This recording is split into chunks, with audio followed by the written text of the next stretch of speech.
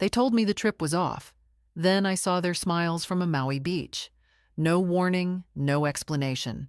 Just a bright, sun-soaked photo on Evan's Instagram, captioned, "Best family vacation ever."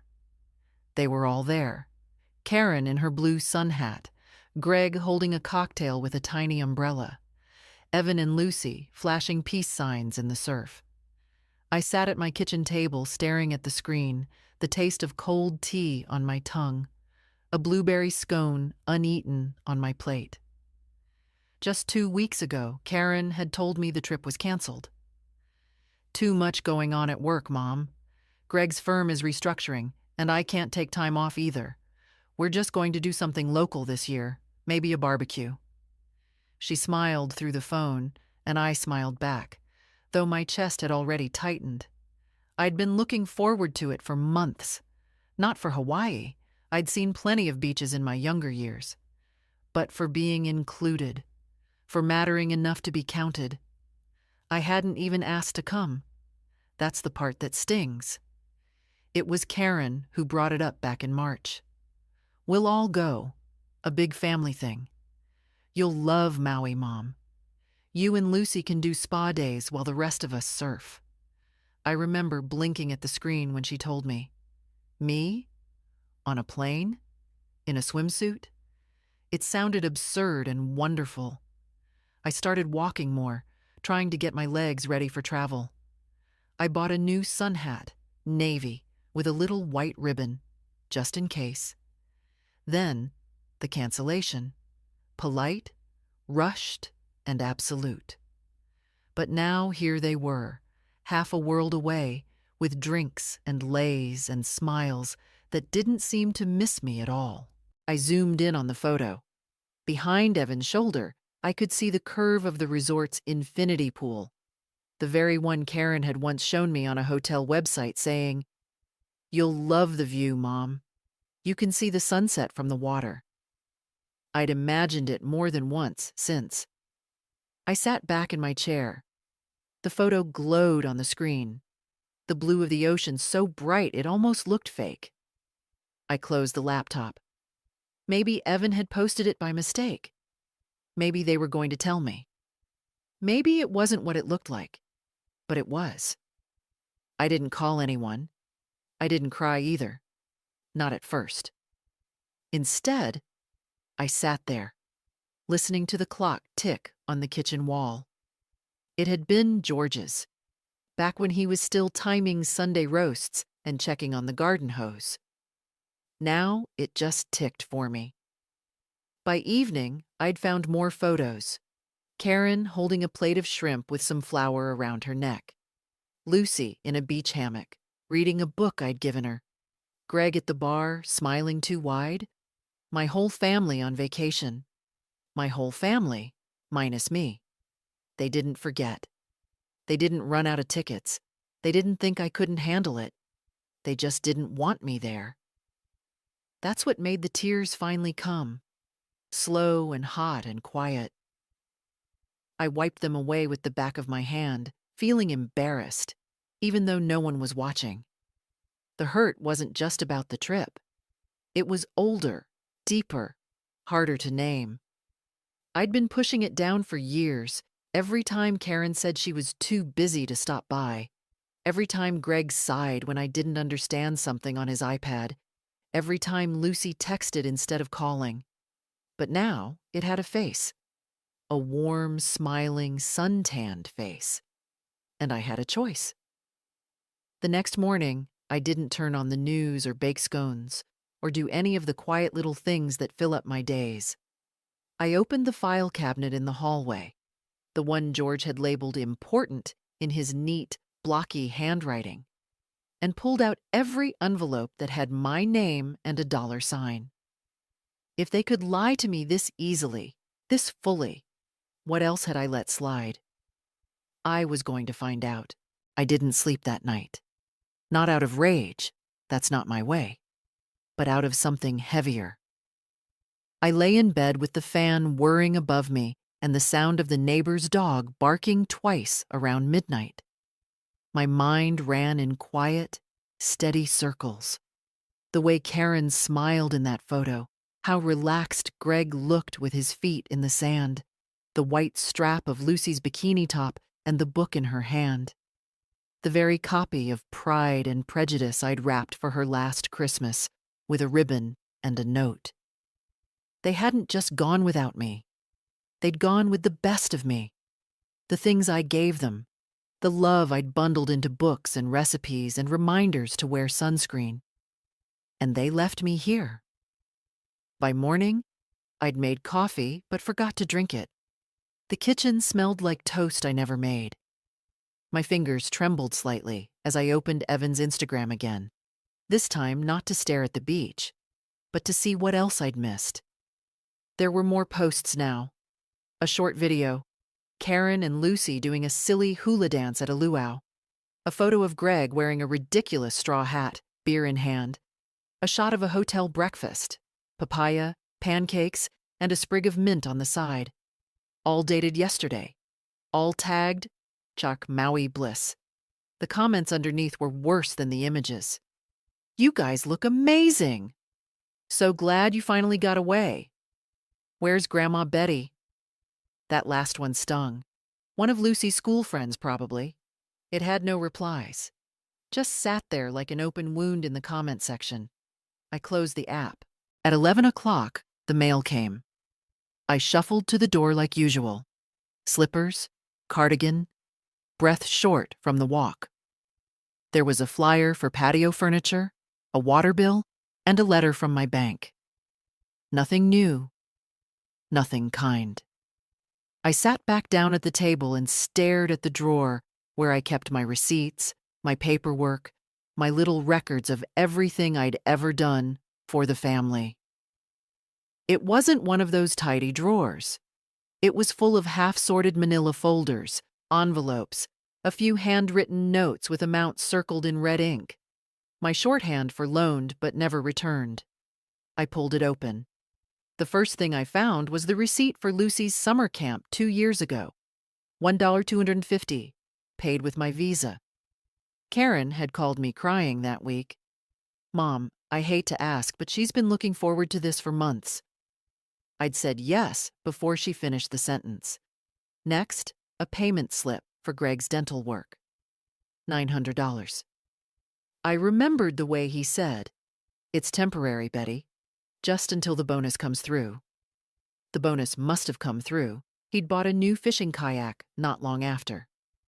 Then came the bank transfer log, Evan's freshman year dorm deposit, Lucy's ballet lessons, Karen's broken-down Subaru that needed just a little help to get through the year.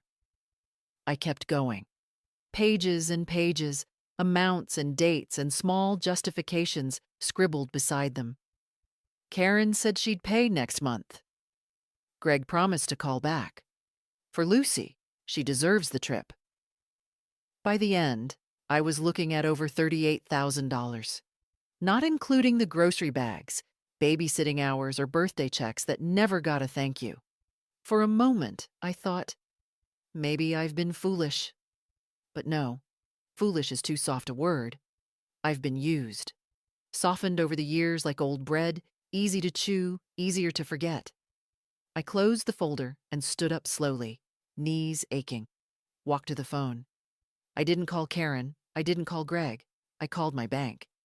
The woman on the other end was brisk but polite. "Yes, Mrs. Manners, I can assist you with changing automatic transfers. Would you like to cancel the monthly deposit to KJ Miller ending in account 9241? "Yes," I said. "And the one to GL Miller, too." "All right, I've made those changes. Is there anything else?" "Yes," I said again, more quietly. "Could you help me set up a new savings account? Just in my name." "Of course." I wrote the account number down in my neatest script. Then I placed it in the drawer, on top of the receipts, on top of the broken promises. They went to Hawaii without me. But that was the last thing they'd take. The thing about betrayal is that it doesn't scream. It doesn't announce itself with drama or thunder. It just settles in, like dust on old furniture, slow, silent, and suddenly everywhere. I noticed it more in the little things that day. The quiet hum of the refrigerator, the half-wilted flowers in the vase on the counter, the way my house felt, empty, not just of people, but of purpose. I didn't cry. Not anymore. I'd already shed the kind of tears that ache behind your eyes. Now I was just still, like a clock with no battery. But stillness has its uses. It lets you see clearly. And what I saw, clearer than ever, was that I had become an afterthought, a background fixture in their lives, useful only when needed, invisible when not. Around noon, I decided to walk. Not far, just to the park 4 blocks down. I used to walk there with Evan when he was little. He liked to collect leaves and pretend they were secret letters from the trees. I always played along. That boy had a wild imagination. The bench by the pond was still there, though a little more rusted than I remembered. I sat, ignoring the ache in my knees. Across the water, 2 young mothers pushed strollers. A man jogged by with his dog. Life kept moving. I thought about calling Karen, just to ask why. Not to argue. I don't raise my voice. But maybe to hear some version of the truth. Then I imagined her voice, rushed, apologetic, full of explanations that wouldn't mean anything. It was Greg's idea, Mom. Or worse, we didn't think you'd want to come. As if 78 means I no longer want. Instead, I went home. The mail had brought nothing new. A catalog, a reminder for a dental appointment I'd already canceled. I left them on the counter and poured myself some water. No ice. My teeth don't like it anymore. That evening, as the light began to fade, I got a text from Lucy. "Hi, Grandma. Hawaii is amazing. Just wanted to say hi. Miss you." I stared at the screen for a long time. Miss me? Was that guilt I heard, or just a phrase tossed in like sprinkles on a cake? I typed back slowly. "Hope you're having a good time. Love you too." I didn't ask why I wasn't there. I didn't ask who decided to leave me behind, because I already knew. The next day, I pulled out the blue binder labeled legal. It was George's idea, back when his hands had started to shake, and we both realized time wasn't something you could argue with. The binder held our wills, the deed to the house, insurance papers, and a copy of the durable power of attorney, the one giving Karen control over my finances if anything ever happened. I looked at that paper a long time. Then I called my lawyer. Miriam still had the same firm handshake and the same silver bangles on her wrist. She didn't ask why I wanted to change things. She just listened as I explained, in measured tones, that I no longer felt comfortable with the current setup. "I'd like to revoke the power of attorney," I said. Miriam nodded. "You're absolutely within your rights. Shall we establish a new one?" "No," I said. "Not for now." She glanced at me. "And the will?" I hesitated. Then I opened my purse and took out the note I'd written that morning. Just 4 names. One was circled. "Yes, I want to make some changes." Miriam didn't ask questions. She knew better. After all, she was there when George signed the first version. She knew the family, knew the patterns. By the time I left her office, the air felt different, lighter, like I'd stopped dragging something invisible behind me. On the drive home, I still drive, just not far. I passed the florist where Karen once worked.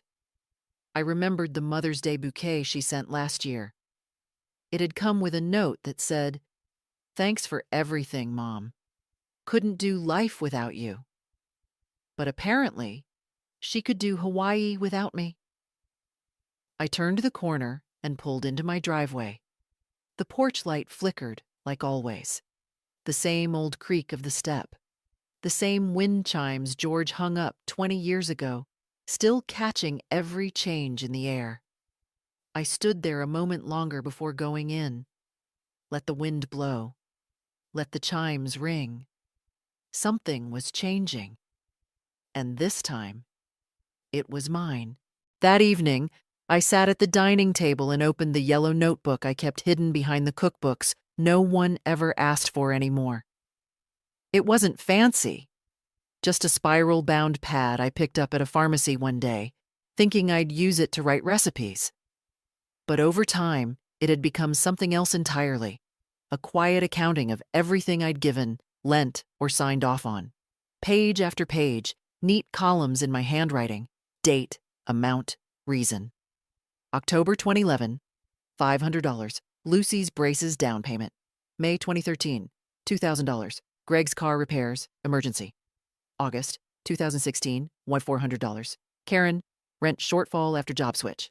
December 2017, $200, Christmas gifts when Greg's bonus didn't come. April 2019, $900, Lucy's college deposit.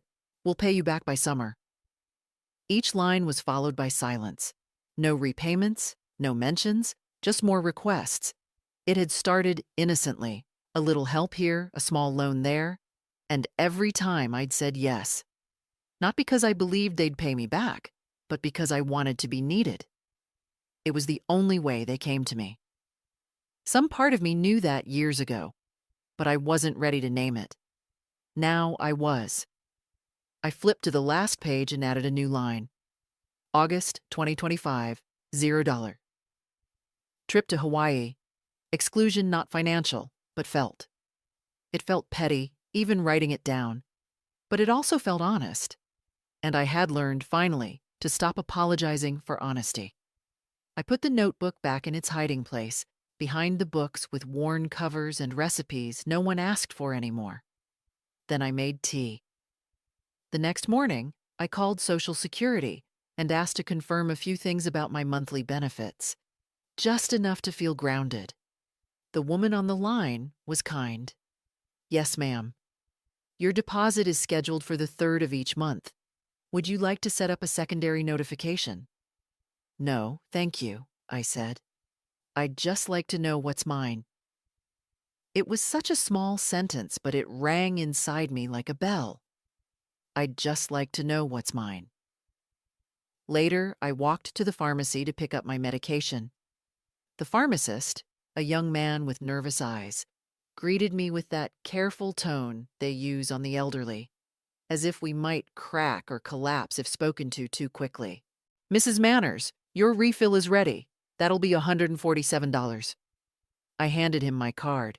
He glanced at it and frowned. Didn't your daughter say she usually picks this up? She's on vacation, I said, smiling just enough to sting. He didn't know how to reply. I didn't care. I carried the brown paper bag home with both hands, slowly, step by step. Not because I was tired, but because I wanted to feel each step. The rhythm of it. The control. Back home, I sat on the porch. The late summer sun was soft, not hot anymore. The trees rustled above me. The same ones George used to trim every fall. I could almost see him up on the ladder, shouting down advice I didn't need. I smiled at the memory. It didn't ache as much as it used to. The phone rang just after 5. It was Karen. I stared at the screen for a full 10 seconds before I answered. Hi, Mom, she said. Her voice was bright. Too bright. We just got back this morning. So I saw, I said. Calm. Not cold. Just clear. There was a pause. She wasn't expecting that. Oh, Evan must have posted something, huh? A little laugh. You know how kids are. He wasn't hiding anything, I said. He's never had a reason to. Another pause. Longer. Mom, I meant to call you while we were there. Things just got hectic. Must have been. Maui looks busy this time of year. Mom, please don't be like that. Like what? I asked, still calm. Like someone who found out she wasn't invited after she bought sunscreen just in case? I could hear her inhale sharply. Then the voice I knew too well. the one that wore guilt like perfume but never truly absorbed it. It wasn't that we didn't want you there. It just felt like a lot. With the flight and the walking. We thought it might be too much. I see, I said. You decided what I could handle. Mom, please. No need to explain, I said. I understand perfectly now. And for the first time in years, I meant it. She stumbled through a few more words, half excuses, half apologies, but I let them wash over me. I was done fishing for sincerity in shallow water. When we hung up, I didn't feel triumphant. I felt still. The kind of still that comes not from weakness, but from resolve. Let them scramble. Let them wonder how far I'd go. I wasn't going anywhere. I was already home. The next Monday, I walked into my bank branch for the first time in over a year. I could have called again, done everything online, but I didn't want that. I wanted someone to look me in the eye when I said the words. I wanted to remind myself I still existed in the real world, not just as a number or a mother in the background of other people's lives. The young man at the front desk smiled as I approached. He couldn't have been more than 30. Good morning, ma'am. Can I help you? Yes, I said. I need to review my accounts, and I'd like to speak to a manager. His smile faltered just slightly, but he nodded. Absolutely. Let me see who's available. They put me in a little office with glass walls and soft music playing from a ceiling speaker.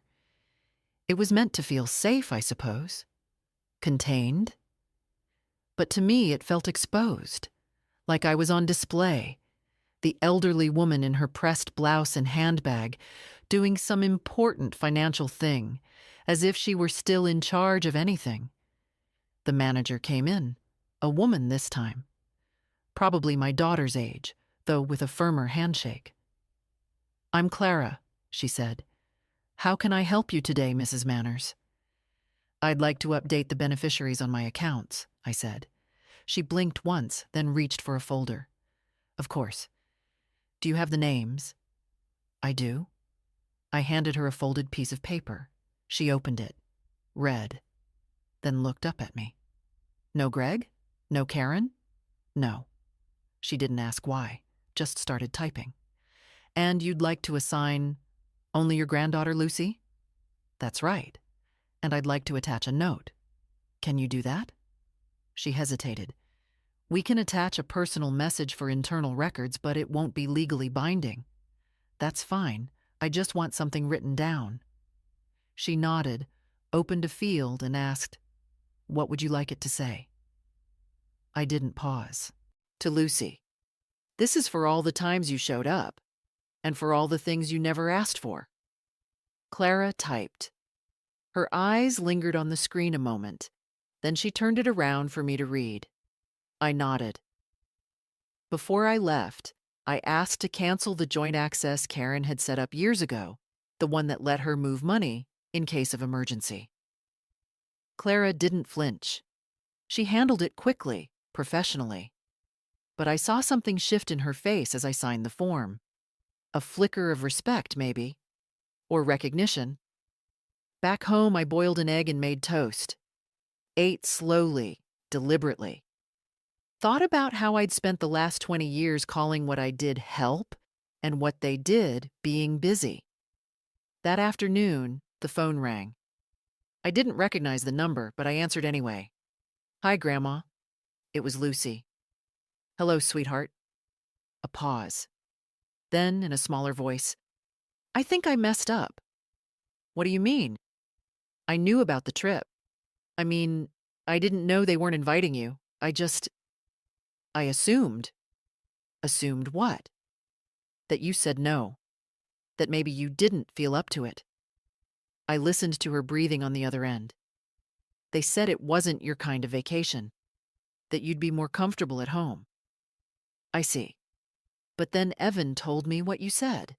And I don't know. It doesn't feel right. It hasn't felt right since we landed. I didn't answer right away. Then I said, "You're not responsible for their choices, Lucy. You're only responsible for what you do next." Another pause. "I want to come over," she said. "Not now, just sometime this week, if that's okay." "It's more than okay." She hung up quietly. That evening, I pulled out my sewing box. Not because I needed to fix anything. I just wanted to feel something familiar in my hands. The weight of scissors. The comfort of old thread. I sat by the window, watching the porch light flicker, and let the silence wrap around me. Not like loneliness, but like space. Space to choose. Space to breathe. Space to finally become more than someone else's afterthought.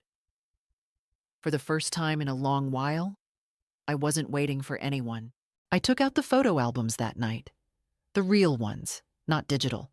Not scrolling and double tapping and pretending that fleeting hearts meant anything. Just thick, leather-bound books with plastic sleeves and faded ink in the corners. George had always labeled them meticulously. Florida, 82. Easter, Karen, age 9. Greg's first promotion.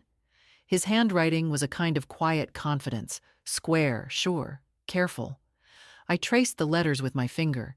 He had always believed in order, in record-keeping, in leaving behind something others could understand when you were gone. I flipped through the pages slowly. There we were on the front porch of our old house, Karen holding a popsicle, barefoot. Me in a sundress I'd sewn myself. George behind the camera, I could tell by the way my eyes weren't quite looking at the lens. I was looking at him. I turned another page. Christmases. Birthdays. Picnics with plastic chairs and foil-wrapped sandwiches. Karen's wedding day, her eyes half glossed with nerves, and me straightening her veil with hands that had packed her lunch 1,000 times. George standing beside her like the proudest man on earth. And then, the newer ones. Lucy's kindergarten graduation. Evan in a Halloween costume I made from scratch. Photos where I wasn't smiling as widely, though I couldn't explain why. Just something in the eyes. The quiet shrinking of presence. The invisible seat being pulled away, one polite smile at a time.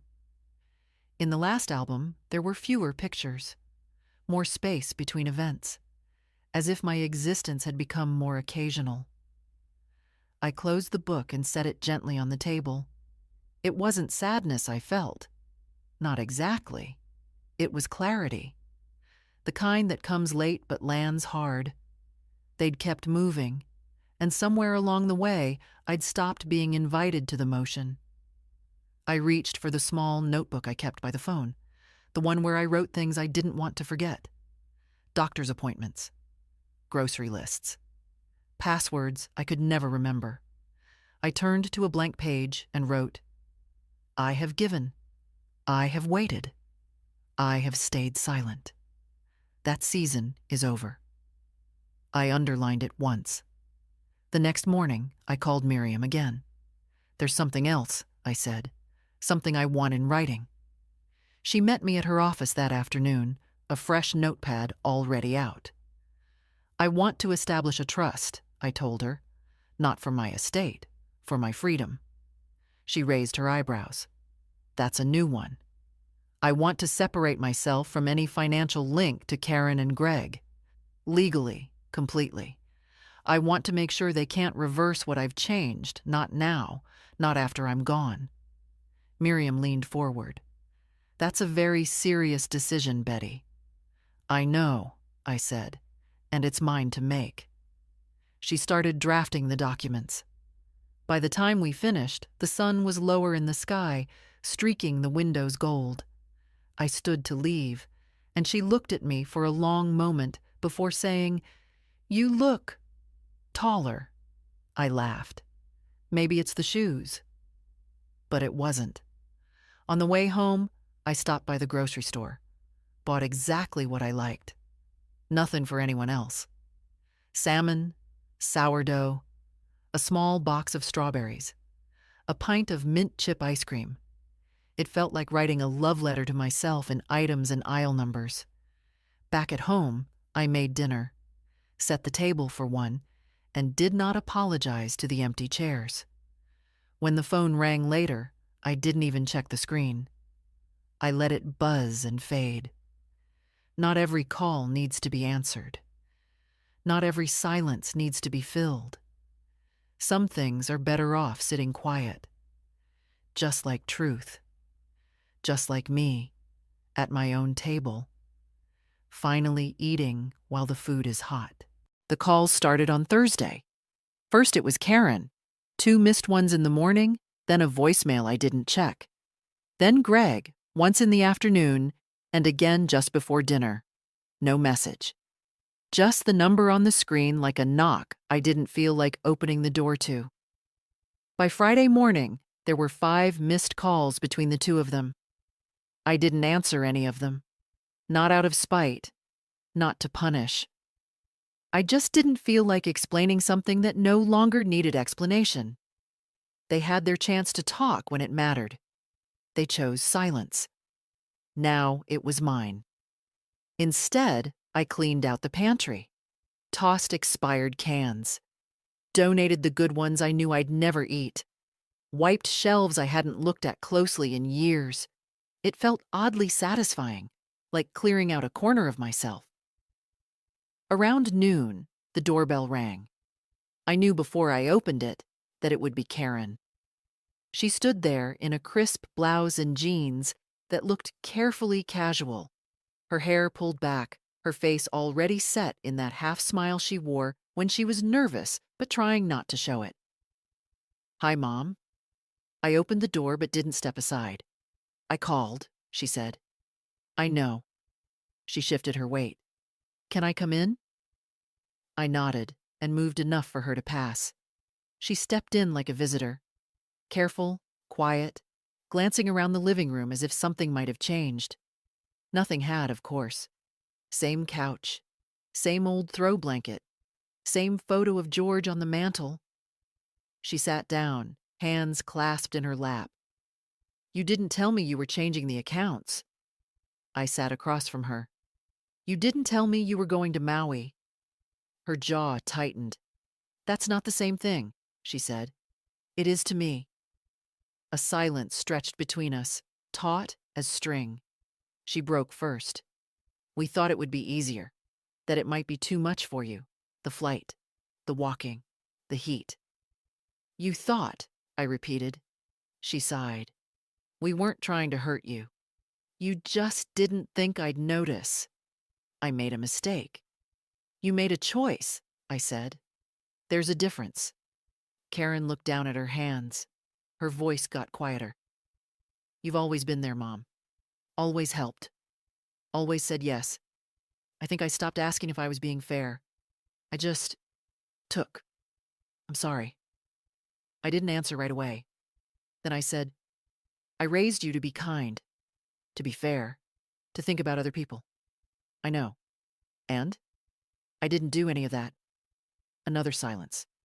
This one softer. I stood, walked to the kitchen, came back with 2 cups of tea, set one in front of her. She took it without a word. "I'm not angry anymore," I said. I was. But I'm not now. She nodded, eyes glassy. "I'm also not going to pretend it didn't happen, or go back to the way things were. I won't be your safety net anymore, your fallback, your invisible help. I understand. I'm not sure you do. But I hope you will." She blinked fast, then looked up at me. "I miss you," she said. "I miss the version of you that saw me." We sat in silence a while, tea cooling in our cups. When she stood to leave, she hugged me. I didn't step back, but I didn't lean in either.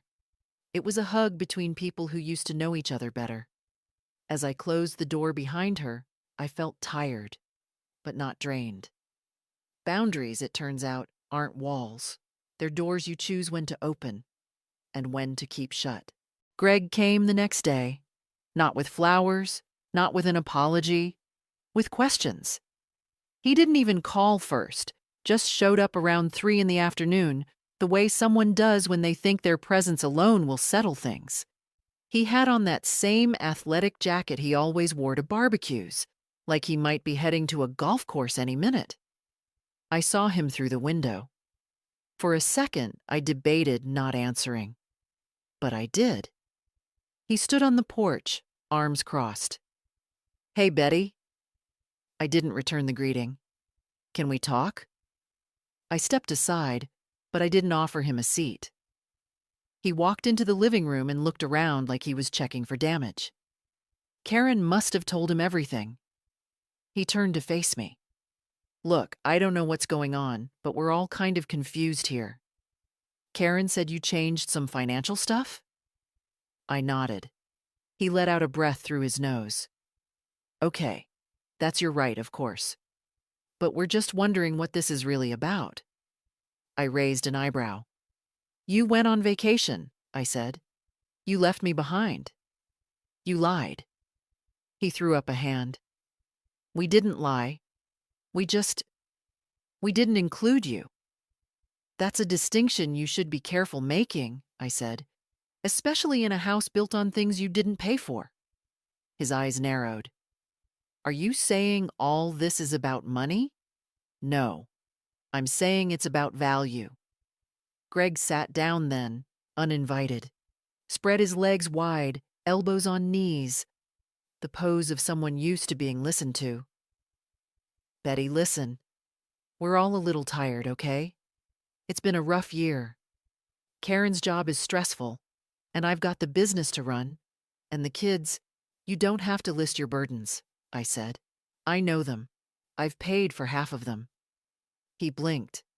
"I'm not angry anymore, Greg. I'm just done pretending I owe you anything. That's not how families work." "No," I said. "But that is how dignity works." He stood, slowly. "You know, Karen's really upset. She feels awful. Then she can learn something from that feeling.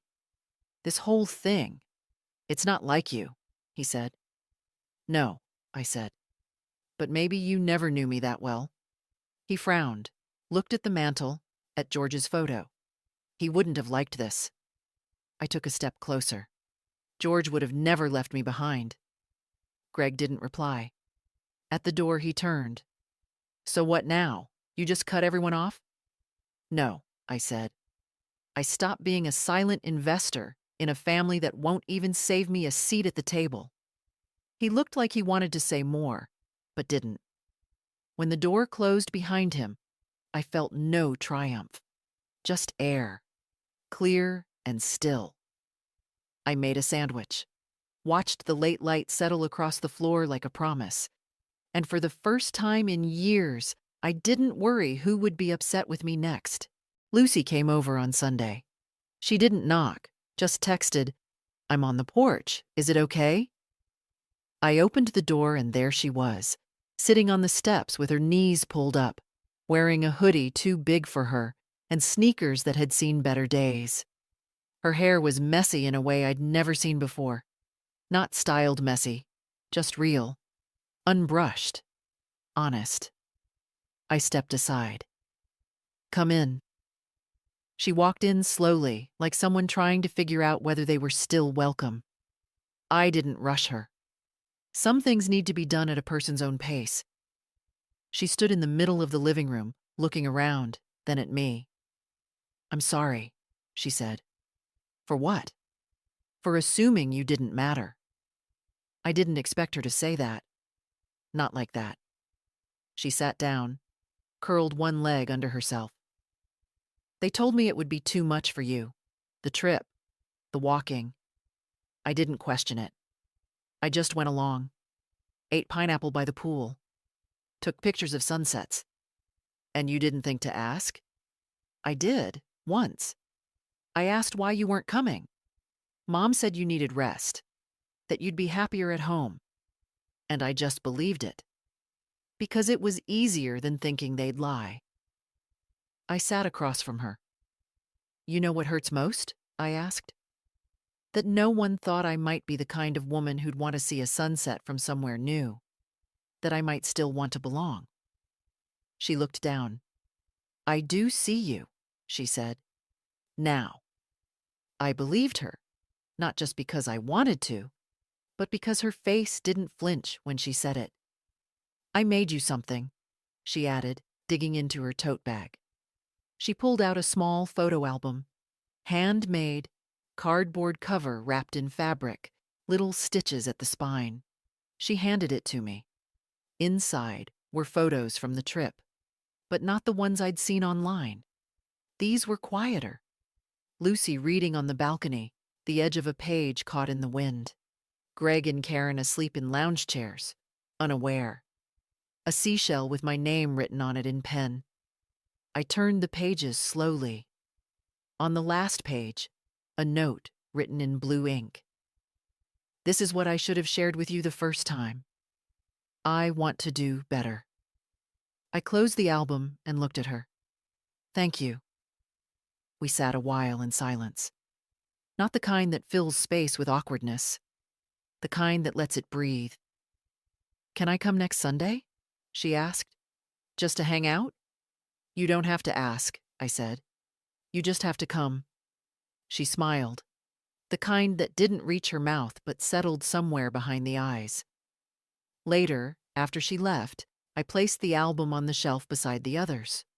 It didn't match. It wasn't labeled in George's handwriting, but it was the first one in years that felt like it belonged. And that was enough. Monday came with a kind of quiet I hadn't felt in years. Not the silence of waiting for a phone to ring or footsteps at the door, but the silence of a room that didn't need anything from me. I watered the plants, cleaned the windowsills, took my time folding laundry I used to rush through. Around mid-morning, the lawyer called. "The trust documents are finalized, Mrs. Manners. Do you want to come in and sign this week?" "Yes," I said. "Let's do tomorrow." I hung up and stood still in the kitchen, the phone still warm in my hand. It was happening. No more shared access, no more surprise withdrawals, no more invisible hands reaching into what was mine.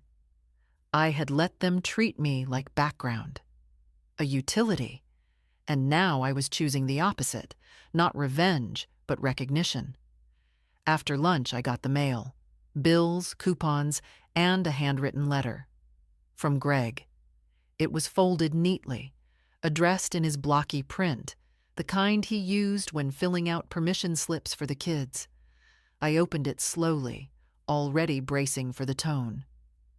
"Betty, I know you think I don't care, that I only show up when things go sideways. Maybe you're right. But I want you to know that I never meant for you to feel used. We've leaned on you more than we should have. I see that now. I don't expect forgiveness. I just wanted you to know I've always respected you, even when I didn't say it. Maybe especially then. I hope we find our way back. Greg." I read it twice, then folded it again and set it in the drawer. I didn't know if I believed all of it, but it was more than I'd expected. I spent the rest of the day in the garden, pulled weeds, pruned the rose bushes George planted when Karen was born. They were overgrown, wild, beautiful in a way that had nothing to do with order. Just before dinner, Lucy texted, "Grandma, can I bring something Sunday? Cookies? Or a photo I painted of your porch?" I smiled, wrote back, "Bring yourself. That's more than enough." I slept well that night. Not because everything was fixed, but because I had finally stopped asking to be seen. The next morning, I walked into Miriam's office with steady steps. She had the papers ready, already clipped and highlighted. "You're sure?" she asked. I nodded. "Then sign here, and here. One more." 3 strokes of the pen, and I was no longer someone else's silent safety net. On the way out, I passed a woman in the lobby, maybe my age, maybe older. She had that same look I used to carry, polite, careful, worn thin by too many favors unreturned. Our eyes met for just a second. I didn't say anything, but in that glance, I hoped she saw something in me that said, "You can say no. You're allowed to choose yourself." Because I had. And the sky didn't fall. It just opened up a little wider. Wednesday morning, I brewed coffee and poured it into the good china. Not because anyone was visiting, but because I finally understood I didn't need an occasion to treat myself kindly. For years, the porcelain cups sat untouched in the cabinet, waiting for birthdays, holidays, or guests who never stayed long. Now it was just me, and that was reason enough. I sat at the kitchen table, sipping slowly, listening to the ticking clock above the stove. George's clock. Still running. Still right twice a day, even when the battery falters. The phone rang. It was Miriam. "Just confirming. The revised will has been filed. You're all set, Betty." I thanked her. Hung up. I'd removed Karen and Greg from the inheritance. Everything now would go to Lucy, with a clause stating it was contingent on her finishing school and making her own way without using my money to patch their holes. I didn't write that to punish her. I wrote it to protect her. No one else needed to know. Not yet. The doorbell rang mid-afternoon. I wasn't expecting anyone. When I opened it, Karen stood there again, this time holding a small box. "I baked something," she said. I looked at the box. Lemon squares, her specialty, back when she used to show up on weekends. "I wasn't sure if you'd answer," she added. I almost didn't. She held the box out. I took it, more out of curiosity than anything else. "I wanted to try again," she said. "Not just with words." "Then stop coming here like you're visiting a patient." Her face changed. "Is that how it feels?" "Sometimes." We sat in the living room again, this time with tea and lemon squares. They were good, but I didn't say so. Karen looked older to me that day, not just in her face, in her silence. The kind that comes when excuses start to sound like noise, even to the person making them. "I know I've let you down," she said. "I don't know how to fix it." "You don't," I replied. "Some things aren't fixable, but they can be faced." She nodded. "Greg said he came by." "I know." She looked at her lap. "He's scared. About the money." I tilted my head. "And you?" "I'm ashamed, but also relieved that you finally said something." We didn't talk about the will, or the trust, or the savings accounts that no longer carried their names.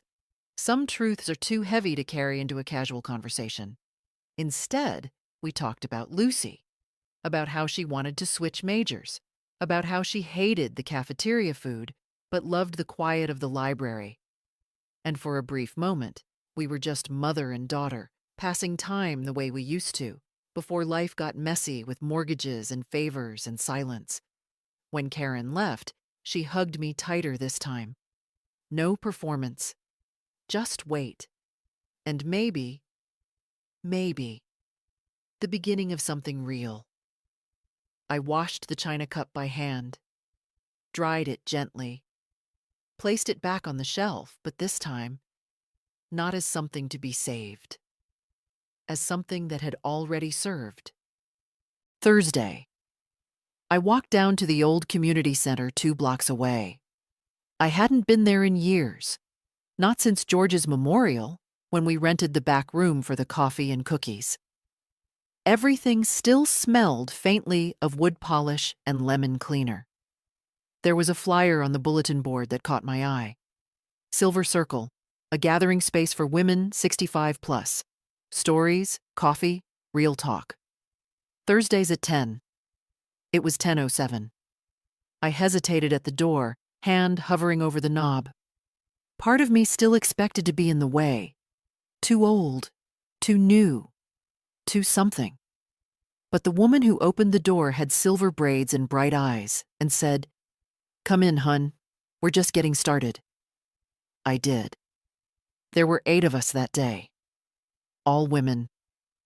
All older than I used to think women could be when they still laughed like that.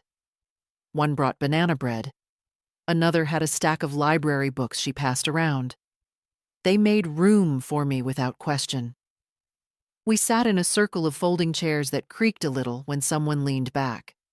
No one asked where my children were. No one asked who I used to be. They just let me be there. We talked about knee pain, recipes, the ridiculous price of cucumbers. And then someone, a woman named Hattie, said, "My son hasn't called in 6 weeks. I used to chase it. Now I let the silence say what it says." Everyone nodded. I did too. Afterward, we cleaned up together. I offered to bring something next time. They said, "Just bring yourself." I walked home lighter. In the afternoon, I read a book by the window, drank tea, let the sun stretch across the floor without rushing to meet it. Lucy came by in the evening. No warning. Just a knock and her soft voice. "It's me." She carried a painting under her arm, the one she mentioned before. My porch, done in watercolor. The flower pots, the worn railing, the light fixture that flickered when it rained.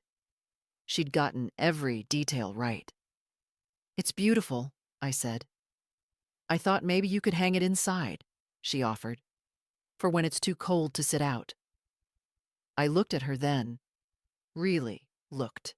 Her face still had the softness of someone young, but her eyes were sharper now, awake in a new way.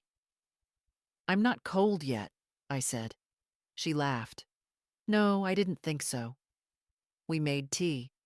She told me about her classes, her roommate's obsession with houseplants, the old professor who always wore mismatched socks. I listened, not as someone being filled in, but as someone finally being let in. After she left, I stood in the doorway a long time, holding the painting against my chest. This life, this quiet, earned, rearranged life, was starting to feel like mine. Not the version I gave away, not the one I waited for others to value, but the one I chose. And that was enough. Friday morning, I received a letter from the law office confirming all filings had been completed. The trust was active, the revised will on record, everything done, locked, witnessed, signed. There was no drama to it, no gavel hitting wood, no one storming out. Just 2 pages in a beige envelope and a quiet finality that came with knowing. No one could undo this. Not Karen, not Greg, not their pleas or promises or performances. I made myself a soft-boiled egg. Toasted the sourdough just the way I like, browned, never burnt. Ate slowly, chewed with care. My body was still mine. My choices, too. Around 10, the phone rang. Karen again. I let it ring once, twice. On the third, I picked up. "Hi, Mom," she said, voice tentative. "You free for lunch?" I paused. "Just tea. My kitchen. Noon." When she arrived, she brought flowers. The kind I used to love. Tulips, orange and red, like little flames. She placed them on the table like an offering. "I thought we could talk," she said. "I thought we already did." She nodded, nervously smoothing the edges of her sleeve. "I talked to Greg," she said. "He's angry. That's his choice. And confused. That's also his." She swallowed. "I told him I don't blame you, that you're allowed to change your mind about all of it." I poured the tea. "I never realized," she continued, "how much of your life was wrapped around us." "It was never about realizing," I said. "It was about noticing." She looked down at her cup. "I think I got used to you being the one who would never say no." "That was your mistake," I said gently. "And mine was letting you think it would last forever." She didn't speak for a while. Neither did I. Then she asked, "Is it too late?" "For what?" "To matter again. Differently this time." I took a breath. Let it sit between us. It's never too late, I said. But it's not automatic. You don't get to skip the work. I know. No, Karen. You hope. But now you'll have to know it. And act like you do. She blinked fast, nodded. You won't be punished, I said. But you also won't be prioritized anymore. That's the difference. And that's what you earned. I understand. I hope someday you'll feel it instead. She stood, slowly. Thank you for the tea. Thank you for not calling it a talk. When she left, I looked at the flowers a long time. They were lovely. But I didn't put them in the center of the table. I placed them near the back window, where the light hits in the late afternoon. Something beautiful, visible, but no longer the focal point. That evening, Lucy called. Mom's quiet tonight, she said. She's thinking. You okay? I'm better than okay. I'm free. Lucy was silent for a beat. Then she whispered, Good. After we hung up, I stood in the yard, breathing in the scent of cut grass and tulips. There was no going back. And for the first time, I didn't want to. Sunday evening, I received a text from Lucy. Would you come to dinner? Everyone's going to be there. I'll sit next to you. I stared at the message for a long while. My first instinct was to say no. I didn't want a performance. I didn't want tense small talk or forced laughter or the kind of apology that's more about relief than remorse. But it was Lucy asking. So I replied, Yes, I'll bring dessert. I arrived just after 6. Greg opened the door, stepped aside without a word. His face was neutral, not angry, not warm. Karen hovered behind him, smoothing her blouse, eyes darting. The dining table was set for 6. Evan greeted me with a quiet hug, and Lucy pulled out the chair beside hers. The one with the best light, the best view of the backyard, where a single string of lights still hung from their last celebration. I wondered, idly, if they'd noticed how long they'd left them there. Dinner was roast chicken, overcooked slightly. Karen apologized for that. I said it was fine. The conversation meandered. Evan's new internship, Lucy's favorite class, something about Greg's office downsizing. I offered no advice, no solutions. Just listened. Occasionally nodded. It wasn't tense. It wasn't warm. It just was. Halfway through the meal, Karen cleared her throat. I know this doesn't fix anything, she said. But thank you for coming, for giving us the chance to show up better. Greg said nothing, just kept cutting his meat. I didn't come for you, I said. I came for Lucy. And for myself. Karen looked down. Still, thank you. We moved on.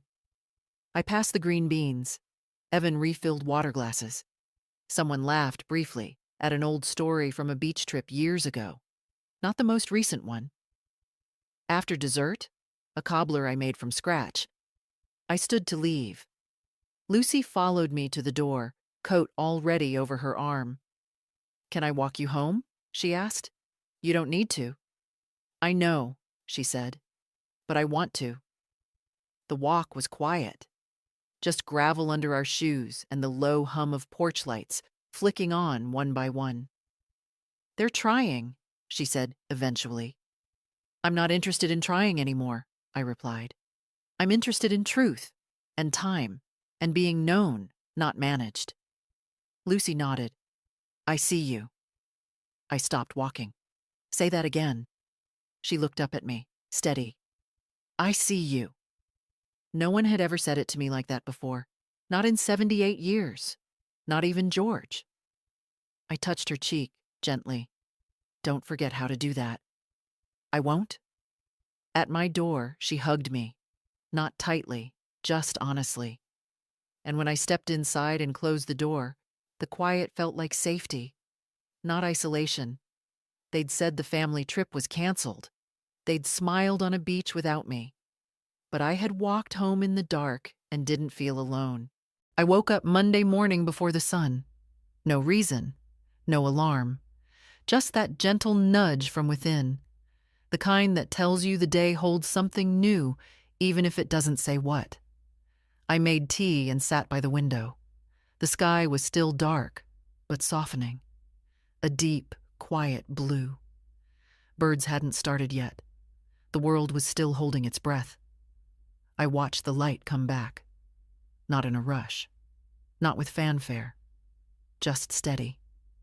At 8, I got dressed and opened the little cedar box on my dresser, the one where I kept things too private for drawers.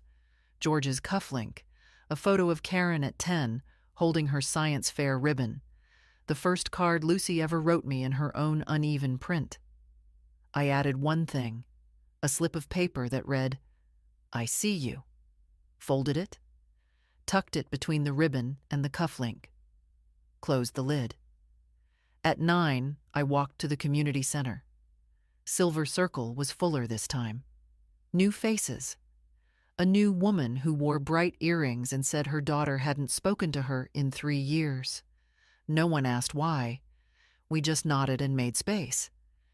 When it was my turn to speak, I didn't tell the whole story. I just said, "This year, I remembered I was a person, not a function." They nodded. Someone reached across and squeezed my hand. Afterward, Hattie offered me a ride home. I said no. I wanted to walk. Feel the sun. Let it touch my face the way it used to when I was young and didn't know I'd spend decades letting people take pieces of me without asking. On the walk, I passed the house with the blue door.